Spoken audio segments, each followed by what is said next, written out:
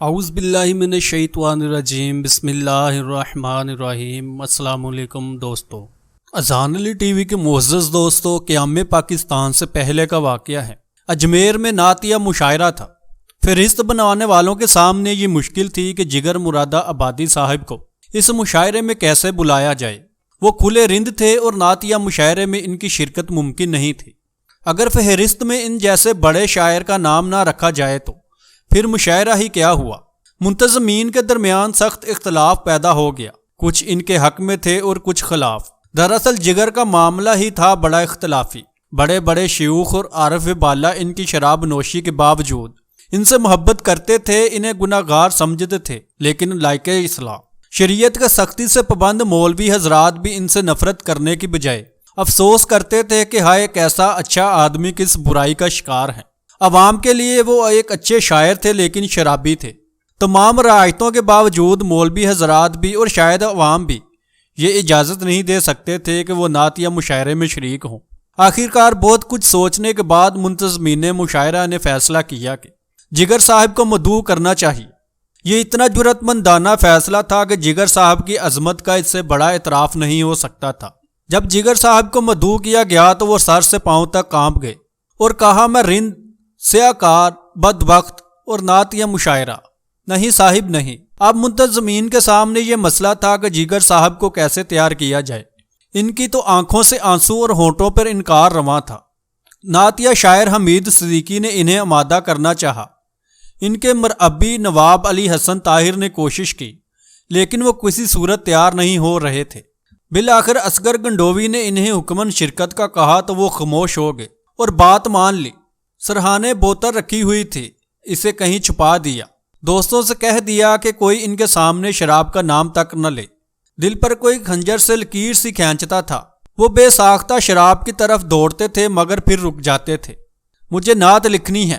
شراب کا ایک قطرہ بھی حلق سے اترا تو کس زبان سے اپنے آقا صلی اللہ تعالیٰ علیہ وآلہ وسلم کی نعت لکھوں گا۔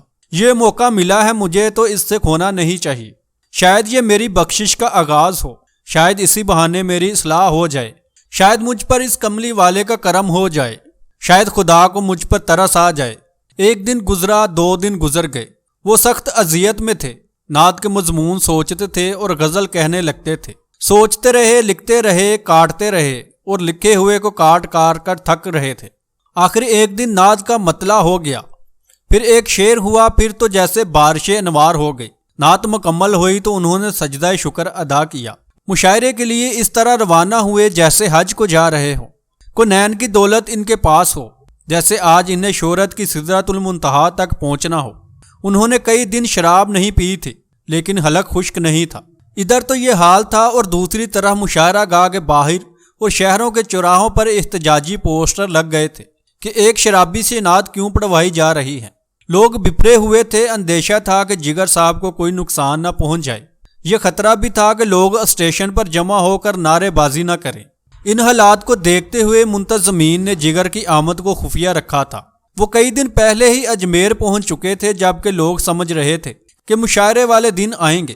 جگر صاحب ان کے خلاف ہونے والی کارروائیوں کو خود دیکھ رہے تھے اور مسکرا رہے تھے۔ آخر مشاعرے کی رات آ گئی۔ جگر صاحب کو بڑی حفاظت کے ساتھ مشاعرے میں پہنچا دیا گیا۔ جگر صاحب مرادہ آبادی، اس اعلان کے ساتھ ہی ایک شور بلند ہوا۔ جگر صاحب نے بڑے تحمل کے ساتھ مجمع کی طرف دیکھا اور کہا، آپ لوگ اپنی نفرت کا نشانہ کسے بنا رہے ہیں؟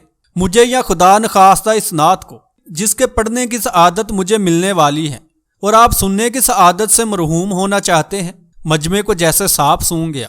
یہی وہ وقفہ تھا جب جگر کے ٹوٹے ہوئے دل سے یہ صدا نکلی، ایک رند ہے اور مدحت سلطان مدینہ، ہاں کوئی نظر رحمت سلطان مدینہ، دامن نظر تنگ او فروانی جلوہ، اے طلعت حق طلعت سلطان مدینہ، اے خاک مدینہ تیری گلیوں کے تصدق، تو خلد ہے تو جنت سلطان مدینہ۔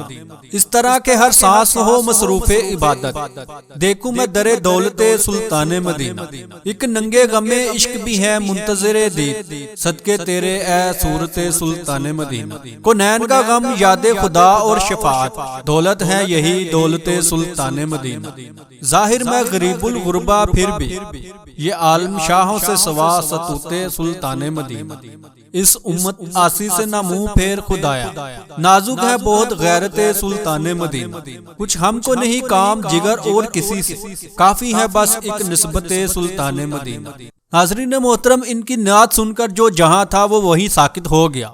یہ معلوم ہوتا تھا جیسے ان کی زبان سے شعر ادا ہو رہا ہے اور قبولیت کا پروانہ عطا ہو رہا ہے۔ نعت کیا تھی؟ گناہ گار کے دل سے نکلی ہوئی آہ تھی، خواہش پناہ تھی، آنسوؤں کی سبیل تھی، بخشش کا خزانہ تھی۔ وہ خود رو رہے تھے اور سب کو رلا رہے تھے۔ دل نرم ہو گئے، اختلافات ختم ہو گئے۔ رحمت عالم کا قصیدہ تھا، بلا غصے کی کھیتی کیوں کر ہری رہتی۔ دوستو، سب لوگ کہہ رہے تھے یہ نعت اس شخص نے کہی نہیں بلکہ ان سے کہلوائی گئی ہے۔ مشاعرے کے بعد سب لوگوں کی زبان پر یہی بات تھی کہ یہ نعت ان سے کہلوائی گئی ہے، یہ نعت ان سے کہلوائی گئی ہے۔